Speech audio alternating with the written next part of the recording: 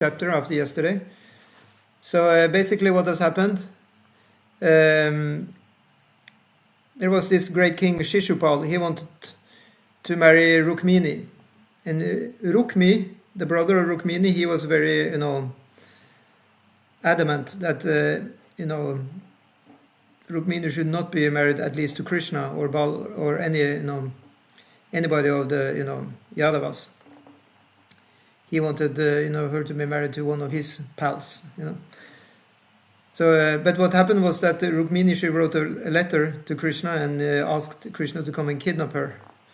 And he did. He just snatched her right in front of the eyes of Shishupal and the other princes. So now actually and in the last chapter it ended there, that, Krishna, he just got away with Rukmini in his chariot. And in the next chapter now, the princes have gotten back their consciousness. Before, they actually fainted after seeing Rukmini. And that's why Krishna, he got an opportunity to snatch her. But now they're again back to consciousness, and they're riding, after Krishna. And Krishna was not alone. He had, his people. Actually, did you know that? Krishna, he has more brothers. He has more brothers than just Balaram. Did you know that? No, I didn't know that. Krishna has another brother is mentioned here. His name is Gada. So that brother Gada, he's also fighting on the side of Krishna to ward off these demoniac kshatriyas, such as Shishupal. So they're killing, the demonic kshatriyas left and right. And what is left, is a bloodbath. It's explained there are bodies, where just the torso is left. The head and arms are chopped off. Dead horses are lying there, dead, elephants, and it's like a huge scene, a huge massacre. And Gada was one of the great fighters, and also Krishna's son Pradyumna was fighting for Krishna. So Shishupala, he now looks very morose. He looks like he almost dead. Shishupala has some other great kings on his side, such as Jarasandha, and he tells Shishupala, please give up your depression. He says that, he comes and speaks to him some philosophy. He says, everything here is, temporary, But it doesn't really help. It doesn't really help Shishupala's mood. And later you will see that Shishupala, he has a real grudge against Krishna. So later on, when Yudhishthira is going to have, the great sacrificial ceremony called the Rajasuya, then they are always selecting one great, sage or wise man, which should be, the guru of the whole ceremony, to be worshipped. And all of them vote for Krishna to be that one to be worshipped. And then Shishupala, he has so much grudge, against Krishna. So you just start blasting Krishna. As you told yesterday, yeah? Was it Shishupala's sister who asked him to be excused? I thought so, or a sister or a mother, or there was some female that Krishna had some friendly relation with, and she was related to Shishupala. I thought maybe it was the daughter, but I mean maybe it was Rukmini even. I don't know. Yeah, maybe. So anyway, so this is going on,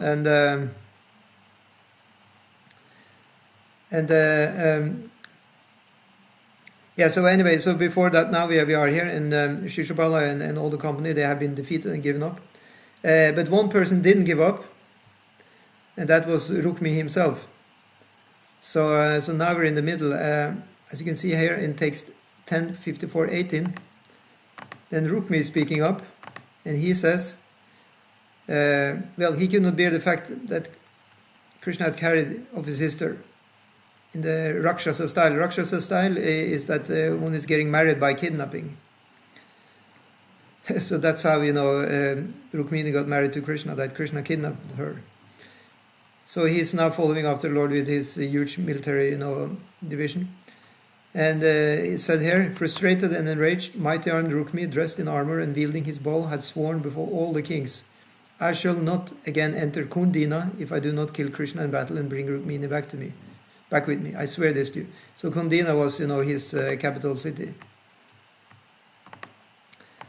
So let's see. And then, having said this, he mounted his chariot and told his charioteer, "Drive the horses quickly to where Krishna is. He and I must fight."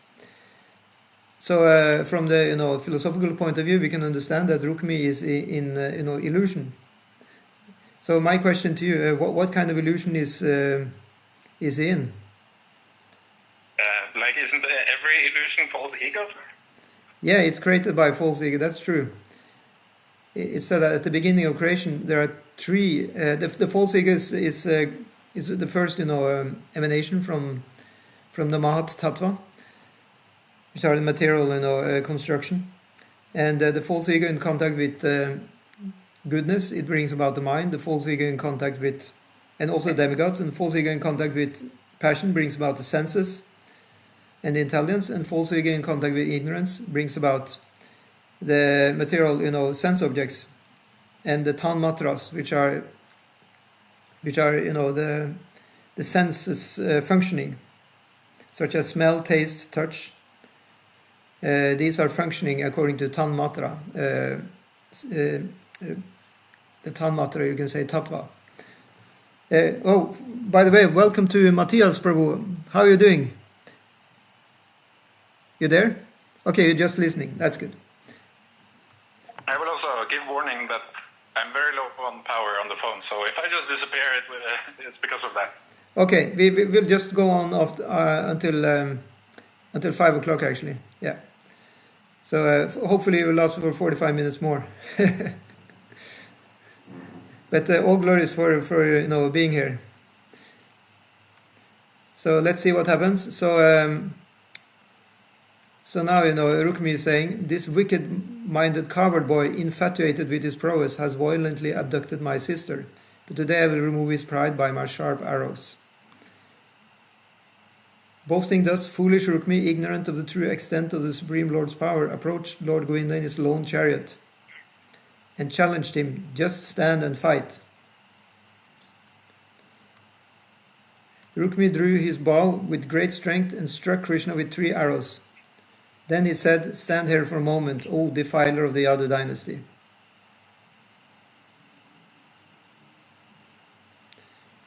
Yeah, so let's see.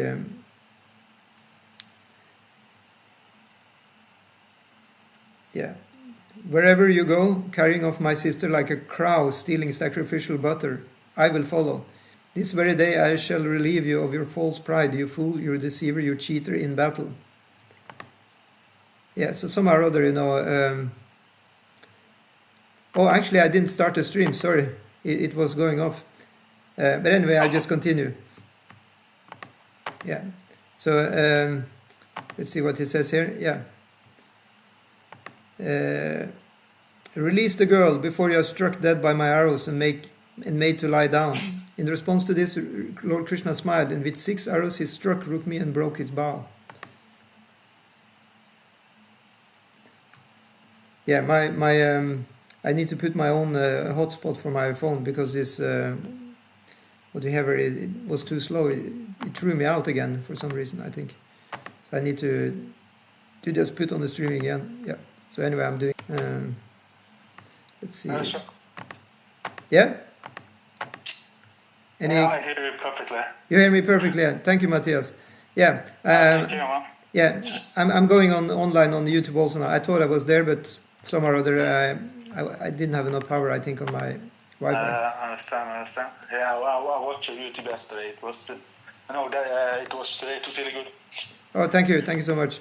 Yeah, so I don't remember when you came, but just to give you the idea here, we are in the middle of a pastime of Krishna, where Krishna is, he has just kidnapped one of his wives. Some of the wives Krishna got was kidnapped by him. And this kind of kidnapping is one of the ways of marriage. It's called Rakshasa marriage. I mean, I'm not encouraging anybody to get married in that way. Don't misunderstand. But back in the day, when you have these people called, these people are a different build than us. They're called kshatriyas. They are, the original, heroes. What do you say? And that's the warrior caste now. Warrior caste, yeah. Not now. They don't actually exist because this is actually royal blood supreme. We have some royal, orders today, but they're watered out, At that time, I think I get what you. yeah, at that time, they kept, this. It's kind of a spirit which is living in the lineage, and they could do stuff like that, and they actually took pride in getting married in these kind of ways by defeating all the other princes. A king would, be supreme, in that way. Absolutely. Yeah. So text 47 says the Lord struck Rukmi's 4 horses with 8 arrows, his chariot driver with 2, and the chariot's flag with 3. Rukmi grabbed another bow and struck Lord Krishna with 5 arrows. So you have a little fight here. Although hit by these many arrows, Lord Achyuta again broke Rukmi's bow. Rukmi picked up yet another bow, but the infallible Lord broke that one to pieces as well. Iron bludgeon, 3-pointed spear, sword and shield, pike, javelin, whatever weapon Rukmi picked up, Lord Hari smashed it to bits. So now a little quiz for you here. What are these weapons? Iron bludgeon, what is that? Like maybe like a bat, but of iron, if you know what I mean. What's that? Like a club of iron or something. Exactly, because I think. Bludgeon is a bleeding weapon. What's that? It's like a mace that will make someone bleed. It's a very sharp mace that will make someone bleed, I thought. Oh, okay, thank you. Yeah, with these kind of things on, yeah, the spikes. So that when hit by that, the spikes are making you bleed, right? Yeah. And then what is a 3-pointed spear? That I know what is. Is a Trishul, such as Lord Shiva and Durga they had. And then sword and shield. Poseidon too. Yeah, and he also. What is a pike? That's like what the peasants use. How does it look like? It's like. But it was like the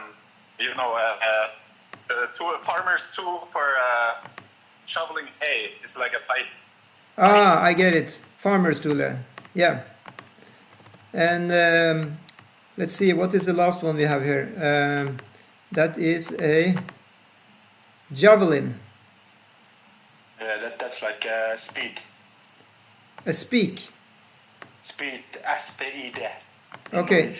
So what is that? How does it look like?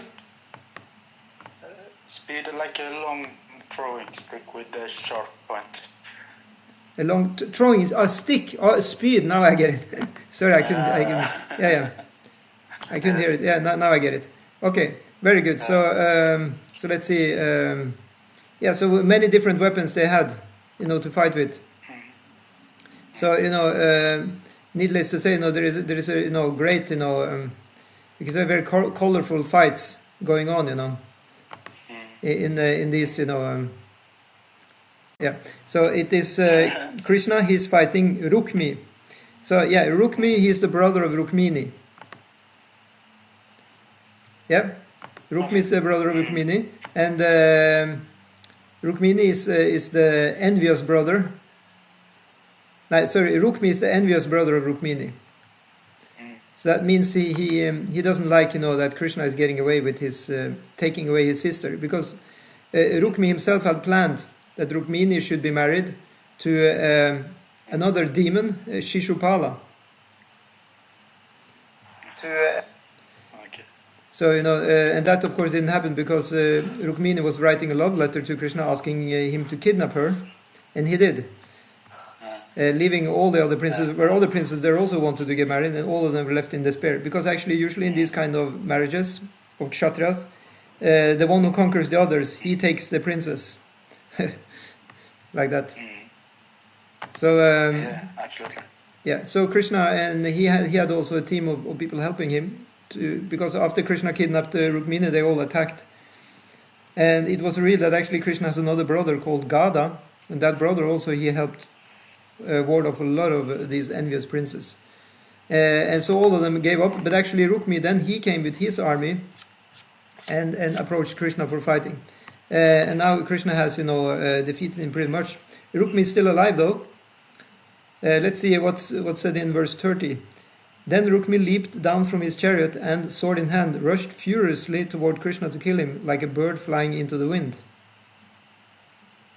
As Rukmi attacked him, the Lord shot arrows that broke Rukmi's sword and shield into small pieces. Krishna then took up his own sharp sword and prepared to kill Rukmi. Okay, and then, seeing Lord Krishna ready to kill her brother, saintly Rukmini was filled with alarm. She fell at her husband's feet and piteously spoke as follows. So, Rukmini is very, merciful. I mean, after all, it's her brother. She loves her brother, although he's a demon. Okay? So she says, "Oh, controller of all mystic power, immeasurable one, Lord of lords, master of the universe, oh, all auspicious and mighty armed one, please do not kill my brother." So, as we remember before, she had made prayers, that she said to Durga Devi or Ambika Mata. She told, please let me be married to Krishna. And now she has another prayer: please do not kill my brother. And now she's asking Krishna for this. So, as you see, a devotee, it's okay to ask for things. That's okay. Devotees are asking the Lord for things. But somehow or other, it is connected to Krishna and to having a proper, you can say, pastime. So family relationships, they do matter. It's not that you become a devotee and then now families are a closed chapter. No, not at all. Yeah. Actually, families they matter because they help for something called rasa, relationships. So in bhakti, relationships are very important. Sometimes as neophyte devotees or even old devotees, we can misunderstand and think that families are blocking bhakti. But actually, if you do it in the right way, having family relationships, they will nourish, having good dealings. That is having good dealings with Krishna himself, because Krishna is the Lord in everybody's heart. You understand? Dealing with other people, then we're dealing with them as parts of Krishna. Yeah, so this is the concept. Yeah. Yeah. I also remember, what? Yeah. What did you say? Yeah, sorry, I was not sure if I could interrupt, but I remember, Koma. He told me that if you want a Krishna-conscious wife and children, of course, then you need to be Krishna-conscious yourself. Yeah, that's a good one. Yes. Yeah. Yes. Same, if you want a Krishna-conscious job, you need to be Krishna-conscious yourself. Actually, everything goes back to that onus. The onus is on us. If you want a Krishna-conscious life, you have to be Krishna-conscious yourself. If you want a Krishna-conscious, children, you have to be Krishna-conscious yourself, as a father or mother. And if you're a teacher and you want Krishna-conscious pupils, you also have to be Krishna-conscious yourself. But then, how do you get Krishna-conscious yourself? Then you need to have a guru who is Krishna-conscious. Yes. Yeah, very good. Okay, so next verse, Shukadeva Goswami said. So Shukadeva Goswami is the narrator of this whole, episode. So he's talking about, a story which happened in the past. But actually these stories are eternal. They're always going on. That's another thing with Krishna Lila. So you see, that's why when we're talking about this, we can go into this and live there, like it is happening now. You understand? I'm not sure. Because this is the thing about spiritual life. It is happening in the timeless zone. Okay. It's happening in the region of the soul. So in that way, by progression in spiritual life, one can actually then tap into some deeper meanings with these stories. Because these stories actually doesn't have the beginning and the end; they're always happening. Yeah, I think I can begin to understand what you're saying. Yeah, that's like the whole thing about spiritual life, that it's happening on the stage of eternality. So as we progress in spiritual life, we go through different stages, and all these stages are actually difficult to describe even by words, because these things are subtle things. But through these stories, we can catch and get some hints, and then it comes back to ourselves, how we are living ourselves. and how we progress in our own consciousness. Like you absorb the story and you act it out in a way. Yeah, but not directly. You see, these stories are very often not to be taken literally, like in the way that. I get that. Yeah. But you act out like the ideal, the character, the Yeah. virtue. Yeah. Yeah. In another sense, we are accepting Krishna's pastimes to be real, but in another sense, they're not possible to do, in the material universe by anybody else than Krishna himself. They cannot be copied. But the principles, the underlying, the universal principles, that we definitely can apply in our own lives. So Shukadeva Goswami said, Rukmini's utter fear caused her limbs to tremble and her mouth to dry up, while her throat choked up out of sorrow, and in her agitation her golden necklace scattered. She grasped Krishna's feet, and the Lord, feeling compassionate, desisted.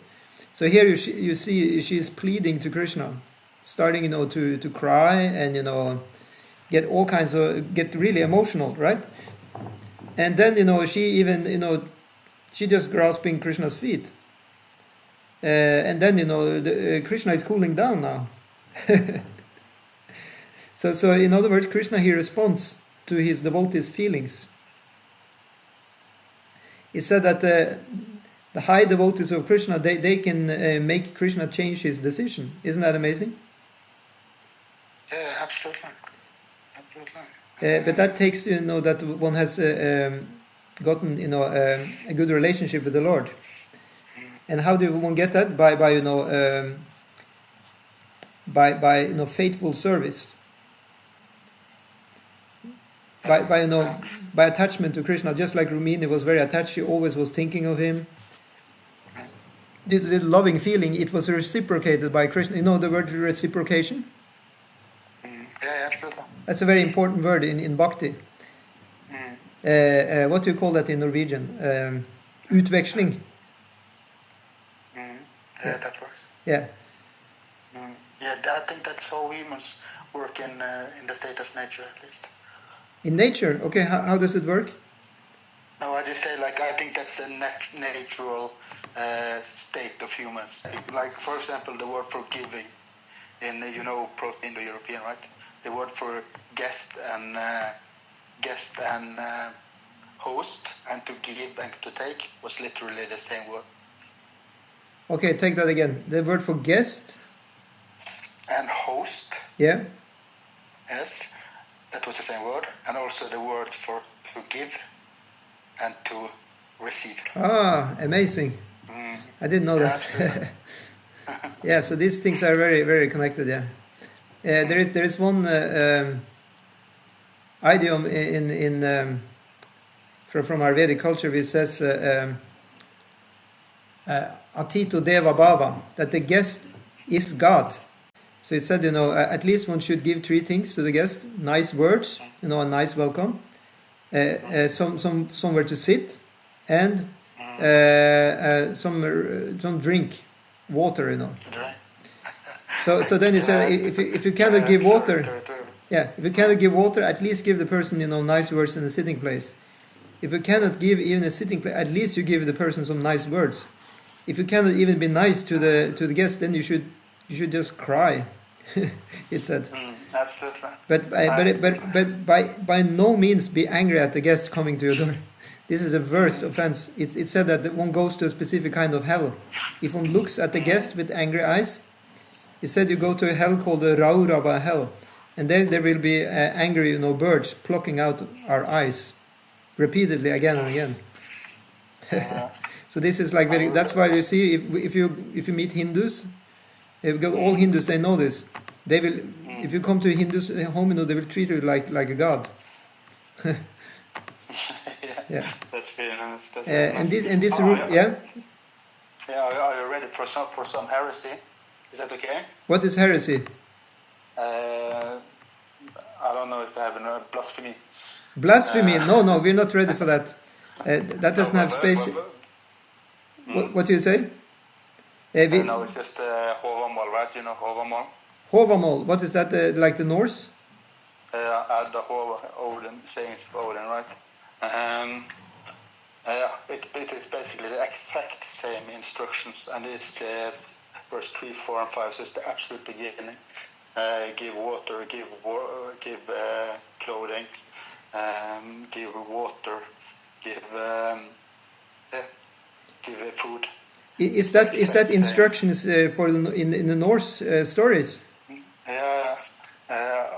At Marama, he also has a copy of the Edda Overmål. It's the exact same. That's amazing. I think we should have a podcast later, where we look at the similarities between, the Vaishnava Vedic culture and actually the Viking culture. Yeah, it's fascinating. I didn't know that. That's amazing. So they also had a culture of receiving guests properly, right? Yeah, absolutely. It was lost at the same in Greece too. Yeah, I think the Viking culture has gotten a lot of bad press, which is undeserved. Yeah. Actually, they had a very good culture, and they were not, just because I think there is 1 or 2 instances recorded that they supposedly sacrificed, humans, and then they tried to make that look like the whole Viking culture was about that. Absolutely. But it wasn't. It was just very rare. There is this historian. It's called Erla Stirling Overwert. And he said that he called it the Toronto School. It said that it has been that there has been an effort to systematically kill the Viking, if you know what I mean. Yeah. I completely agree with that. We can have a chat about that later, definitely. Yeah, sure. Okay, so, but that wasn't heresy. That ties in with this, because actually the Viking culture is an offspring of the Vedic culture. It's explained that you have different, tribes. They left, the homeland of Aryan civilization, and they went to other parts of the world, which was, not so nice to live, like cold places like the north. But they kept the culture, and of course after some time the culture got, watered out or mixed with the other cultures. But things like this they have kept: how to receive guests, and belief in the gods and so on. And they also did fire sacrifices. Yeah. So okay, we will just read further. So here it said now. So Krishna, he had conquered Rukmi, but he didn't kill him because Rukmini was pleading, "Please don't kill my brother." So here it said now that Lord Krishna tied up the evildoer with a strip of cloth. He then proceeded to disfigure Rukmi by comically shaving him, leaving parts of his moustache and hair. By that time, the Yadu heroes had crushed the extraordinary army of their opponents, just as elephants crush a lotus flower. That's very poetic. If you have an elephant, that's a huge, if he comes and tramples on the lotus flower will probably be almost made into powder. Then you're in trouble. But still, it will look quite beautiful. So in the same way, when Krishna is doing things, they actually look extraordinary and also beautiful. So it said that another way of if one doesn't want to kill a kshatriya, another way of kind of killing him is to kill his reputation, or make him a laughing stock. So this is explained in different contexts.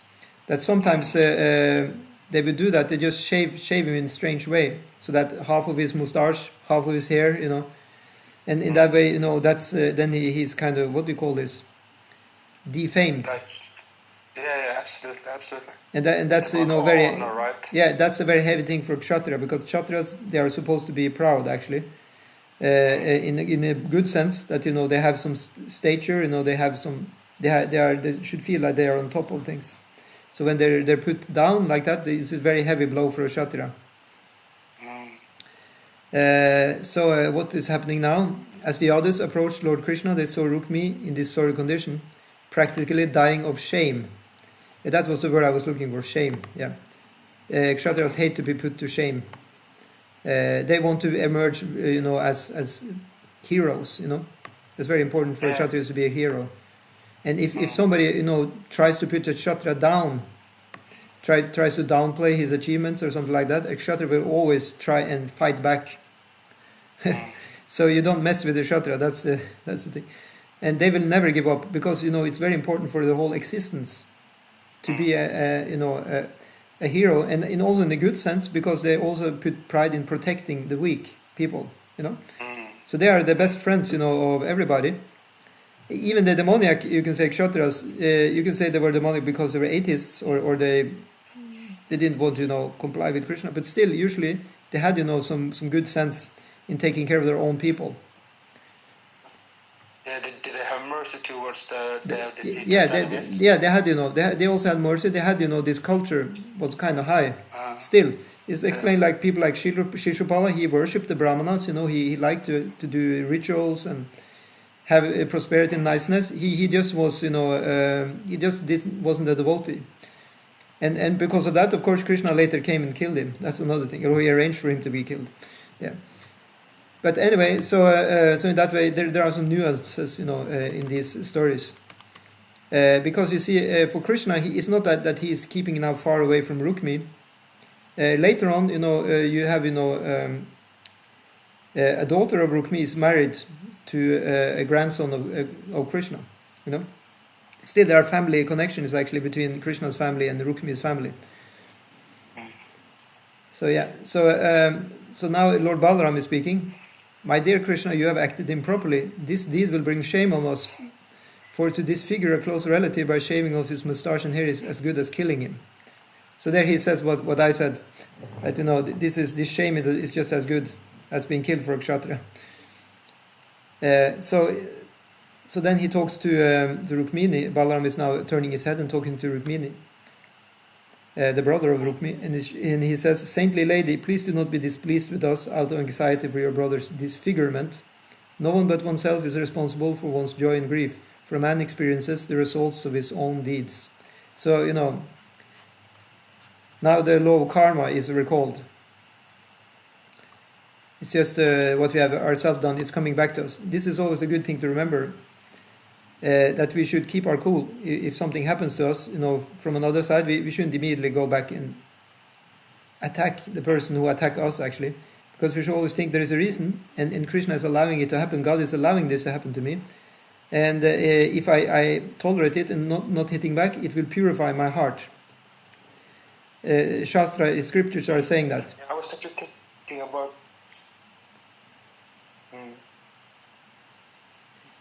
No, because I was kind of thinking about that earlier today, actually, because I had bad karma. Can that be seen as a kind of like feedback system in order to learn?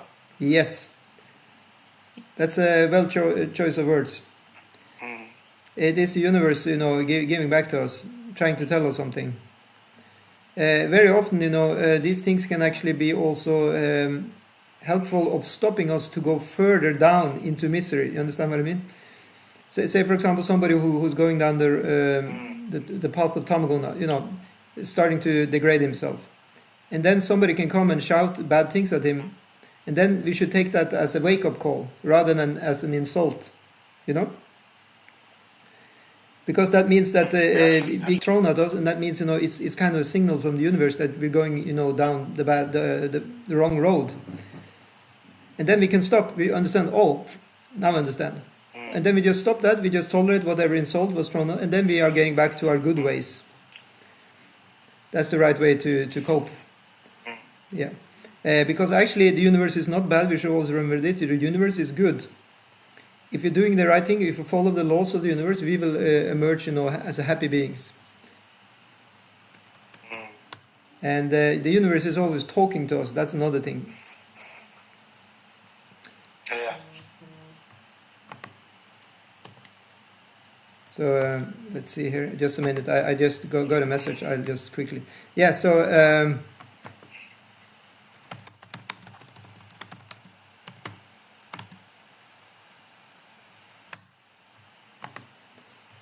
Yeah, so what? Where was I? What was I speaking about? Sorry, I lost the thread. Karma, feedback, universe being kind. Yeah, exactly. Like the universe is a learning mechanism, a mirror. Exactly. That's the point. Universe is really a place where we are actually led in the hand by, you know, the material energy. We are spiritual children, and you know, our mother Maya, you know, she is our teacher in the school. Yeah. Sometimes she slaps us if we misbehave, and otherwise she gives us a cookie. Yeah. So so where was it? Yeah, we can read on. So then Balaram is now talking to Krishna again. He turns his head back to Krishna after speaking with Rukmini, and he says, blinded by conceit with their personal opulences, proud men offers others for the sake of such things. Proud men offend others for the sake of such things as kingdom, land, wealth, women, honor, and power. And then he is again, so Balaram is now, multitasking. He's talking to Rukmini, then he's talking to Krishna again, Krishna again, Rukmini. So Balaram is the original guru. So he has a lot of things to say. He is a wise man, okay? So to Rukmini, Balaram said, your attitude is unfair, for like an ignorant person, you wish good to those who are inimical to all living beings, and have done evil to your true well-wishers. So actually now he starts supporting Krishna. He tells Rukmini, why are you protecting your brother? Your brother is, not a good man. And then it says, the Supreme Lord's Maya makes men forget their real selves, and thus, taking the body for the self, they consider others to be friends, enemies, or neutral parties. Those who are bewildered perceive the one Supreme Soul who resides in all embodied beings as many, just as one may perceive the light in the sky or the sky itself as many.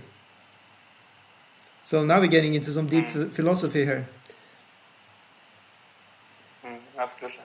And then this material body, which has a beginning and end, is composed of the physical elements, the senses and the modes of nature.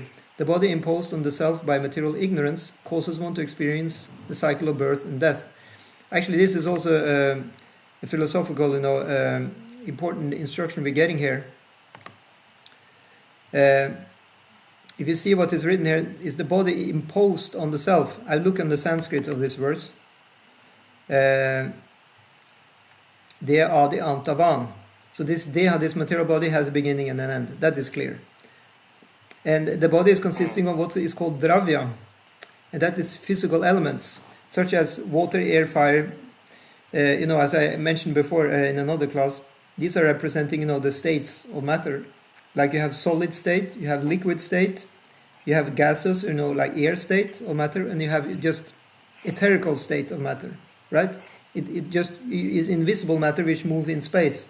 Such as, now when we're streaming, the picture is form, right? It is actually fire, but this is etherical fire when it's moving in the space. It's transmitted from one place in the world to another. So matter can exist in these 5 successive states. And the first state is the etherical state. Next one is the wind state. Next one is the fire state. Next one is the watery state. And the final state of matter is the solid state. And so the solid... Yeah? It goes from the lightest, and then it gets heavier and heavier and heavier. Yeah, and then even further, if you go beyond the 5, Dravya states, you can go to the Antakarana stage or the metaphysical stage, and that is of the mind, intelligence, and ego, because there also things are existing, but then in an even more subtle state. In the mind state, we can have an object, right? I can think of a car in my mind, and then I can start speaking of the car, and then I start doing things with my physical energy to try to make the car. And then, I use fire to burn, make metal, melt, to actually shape the car physically. And then I use water also in that process. In an industrial process, you also use water actually, to actually, make things work in making machines and stuff. And then finally, it will be super solid. And then you actually have the physical car in front of you, which you can drive. But it started in my mind, you understand? Yeah. And then beyond, this state is actually the car which exists in the spiritual world, which is unmanifested and not even thought of by me, but it still exists. You understand? So this is the most, this is actually a spiritual state of all things. Before even it comes into our own thought, it actually exists from before that. This term is a little like a new age, but is it like a form of manifestation? Yeah, so New Age will call this manifestation, when you actually bring it down to the physical level where you can view it. So the spiritual life is often a sort of reversal of the process, Because as we know, when we are down in the gross physical state, then we are caught up, in the repeated birth and death, and disease is there, unwanted things are there, right? And then we are competing with so many others on trying to enjoy these objects. So it's really not a good play to be part of. That's why a spiritualist, he goes back, successively he goes back to a more subtle state, and then from the subtle state of the mind, again, turning that object over to the spiritual side, and then go back to the spiritual world. That's the idea. So with this kind of concept, one can definitely keep a cool head about what's happening in the material world, right? Because we know this is not the real place of action.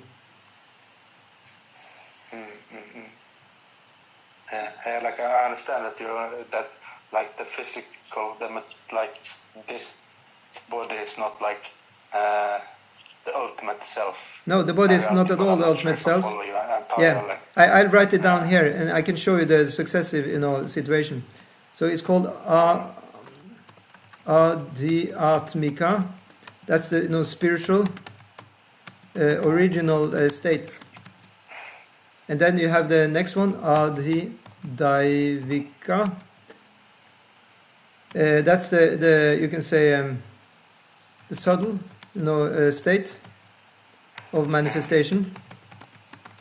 And I will even write here of temporary manifestation, because immediately when it comes down to Adhydaivika state, it's temporary. But the original spiritual, original eternal state. So in the Adhydaivika state, what is happening is that we are using independence, and we are getting the ego at that state, and then all the different gods are also coming into play, and you have the material world is actually created subtly, and then it becomes manifested in the gross state, and that is called the Adhibhautika state. And that is the gross state of temporary manifestation.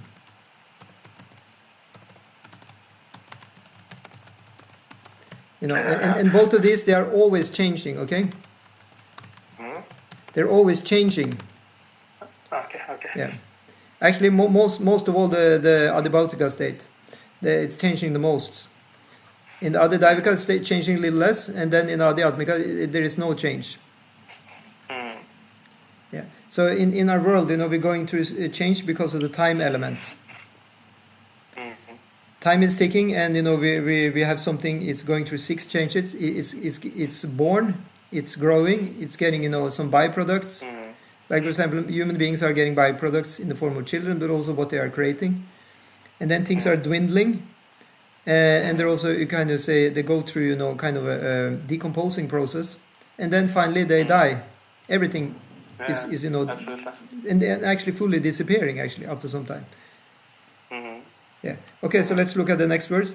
So now Balaram keeps appealing to the lady Rukmini. O intelligent lady, the soul never undergoes contact with or separation from insubstantial material objects, because the soul is their very origin and illuminator. As I said, this spiritual state is the original state.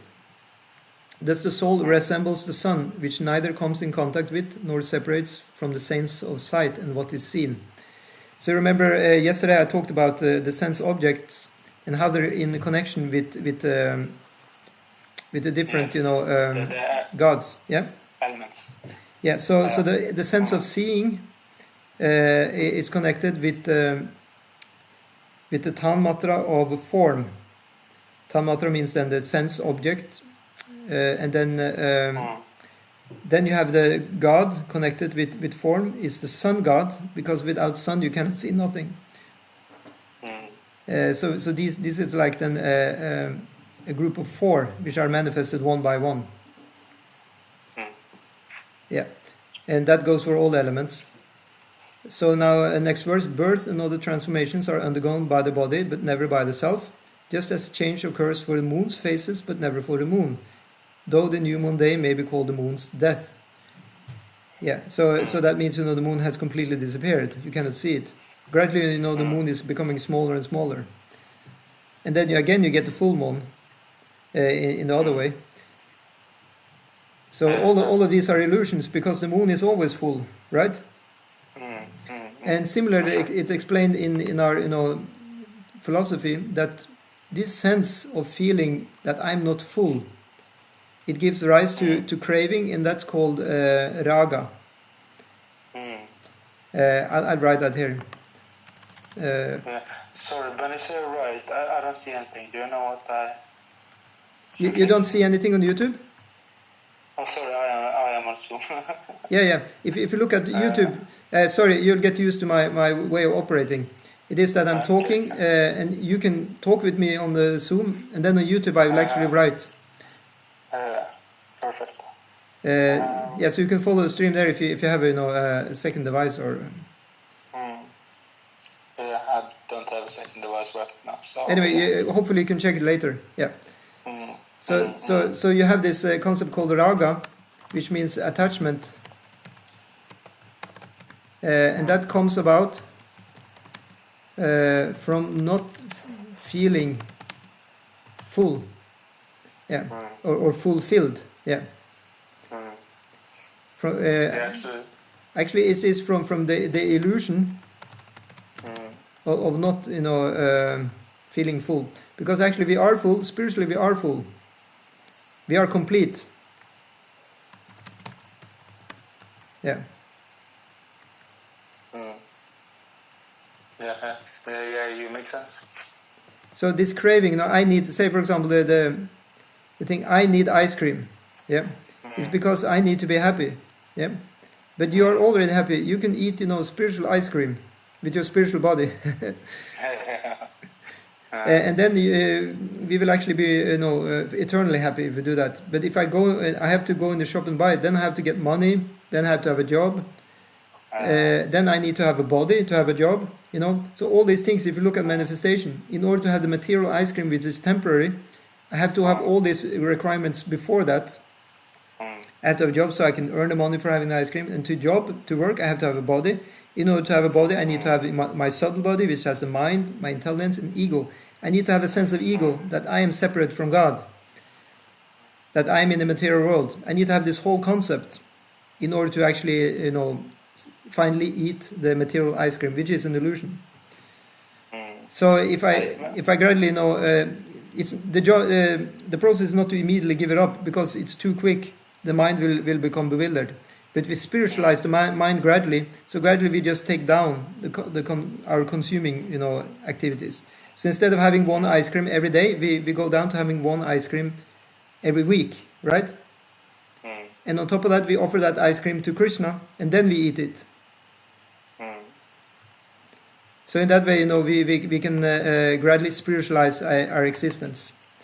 It's said that if you immediately say we are attached to ice cream, we eat ice cream every single day. If you immediately just say no ice cream, very often the mind will kind of accept it in the beginning, but later it will feel it is too much, and again we will have go completely bananas with ice cream. So better it's to regulate it, and gradually the mind will also get some higher taste from the spiritual activities, and in that way we can replace the material enjoyment with spiritual enjoyment. That's the idea.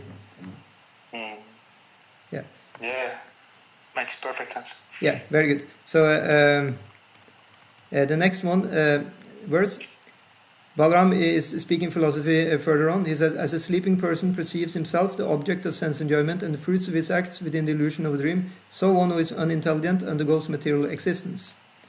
So that's also a hint here that we can strengthen our intelligence. So that's what we try to do with classes like this.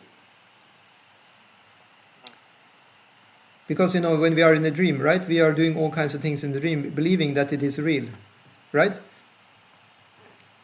But if we would know that it's actually a dream, then would we be so, what do you call this? Like attached, maybe? Yeah, would we be so attached, or you could say engaged in such activities if we knew they were all dreams? No. Then we'd rather invest, our good, our valuable time in something more substantial. So what we're learning from Vedas is that the actual substance, that is the spiritual. And that what we have here in the material world is insubstantial because it is temporary. However, it can be, used for the Lord. And the Lord, by our good fortune, he has his leelas or his pastimes here in the material world, and in that way we can serve him here even in the material world, and thus spiritualize our existence and get realizations of our eternal situation also. So he continues explaining, therefore with transcendental knowledge dispel the grief that is weakening and confounding your mind. Please resume your natural mode, O princess of the pristine smile. So now Shukadeva Goswami, the narrator, says, thus enlightened by Lord Balaram, slender Rukmini forgot her depression and steadied her mind by spiritual intelligence. So in that way we can imagine that we are Rukmini now. Right? And Balaram, he is the original guru. Balaram is the guru principle. So he's not only speaking, to Rukmini, he's speaking to all of us. So in this way we can ourselves get out of depression and again become steady in our mind by this intelligence. Sorry, but I'm not sure if I followed exactly what you said. Yeah, what did you not understand? It was not that, I'm not sure what I didn't understand because I didn't catch exactly what you said. Yeah, sorry, I probably said a little too big a chunk. Yeah, so what I said is that Balaram in this story, he's the brother of Krishna, and he's actually the guru principle. So that means he the guru, the spiritual master, is also eternal actually. So whenever somebody is a spiritual teacher, he's representing Balaram. Excuse me, can I say something? Yeah, please do. Well, I've been watching this for a while, and it's kind of hard you talk a little bit fast, and then we can't read the text or whatever. So, okay, sorry. Your microphone is a little bit. We can't always hear what you're saying. Some words are very silent while others are very loud. I get it. So it goes. So it's this. Okay. It cuts out a little bit sometimes. Yeah, it's my Wi-Fi, which is very bad. Yeah, I'm sorry. I will turn off this Wi-Fi. It was bad today. Wi-Fi, keep your own data. That's good knowledge to have in life. Yeah. So it's actually see we can derive spiritual teachings from anywhere. We never think that something is not connected actually. So the point here is that we should trust what our own heart is saying also very much. Spiritual life is about that. If it doesn't resonate with your heart, then we should try and find out. Yeah.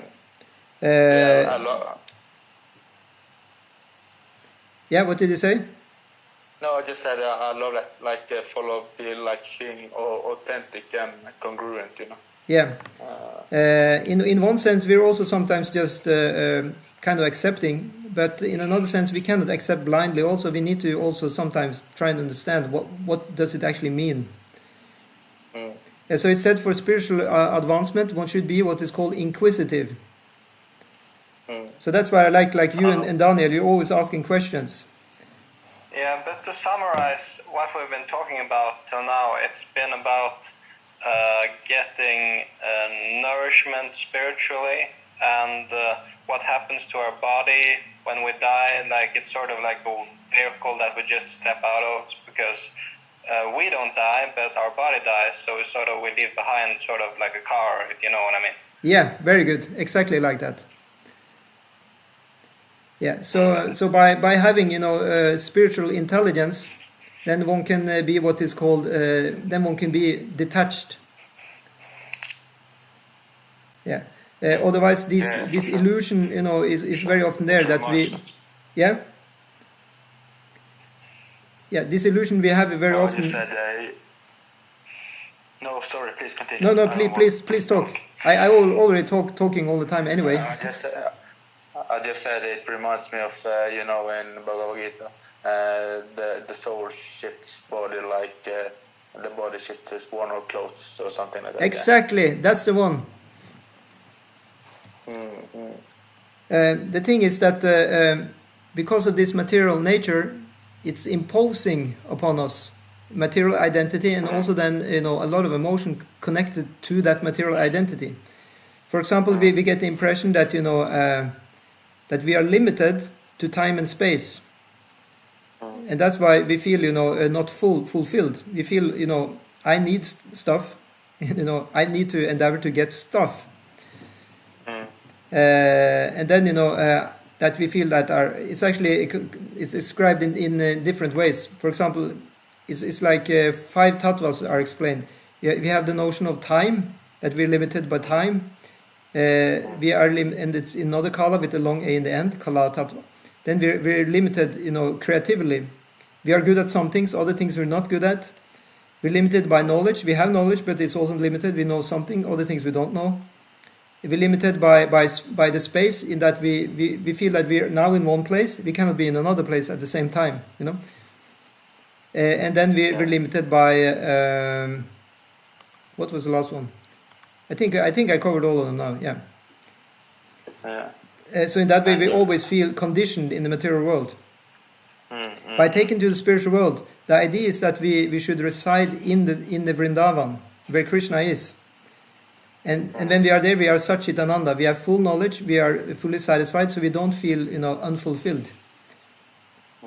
And we have full knowledge also, and we are, also accomplished when it comes to our skills in that situation.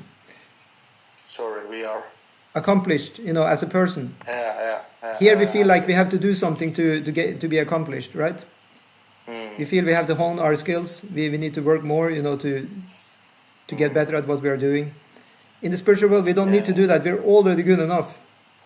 Absolutely. We already know everything. We're already in the place, and time is available. So that's why this is a good place to be. We don't have to refine our skills in the spiritual world. In the spiritual world, you're already perfect, yes. But how does that work? Well, you see, what works in the spiritual world is bhakti alone. The bhakti is the only thing that's important, the love. So, everything is done by love. You can say one is doing stuff, but it's not about skills per se, It's about the love by which we are doing it. It's said, for example, that Krishna is accepting what we do out of love. We may, the performance may be, not perfect from the material side. Say, for example, if I'm trying to speak and my English is not perfect. Still, the intention is what is important. So in the spiritual world, it's like that. He's only catching that love, and all the other things are, secondary. So of course, it doesn't mean that now we're in the material world, so we might just as well, do our best. But still, our bhakti is not dependent on merely on our skills or our knowledge. We know that. It's dependent on the bhakti itself. Yeah. Bhakti means just, love, basically. Yeah? I just said it makes me think about the Pasada, because Atma, right, he once told me, because when I tasted Pasada, I went, wow, what is this? It was so divine, And I asked him, why is it so good? And he said it's about the intention. And then I asked him, is everything like that? And he said, yes, it is. Very good. So with that, I think we will stop now, because I will need to get a haircut, actually. I have an appointment with the haircutter very soon. But I will hopefully get a better haircut. I can recommend a friend of mine if you want to. Okay, for my next time, yeah. If you want to, I can recommend it. But now I'm going just now. I have already ordered, so. I understand. You can text me, your friend.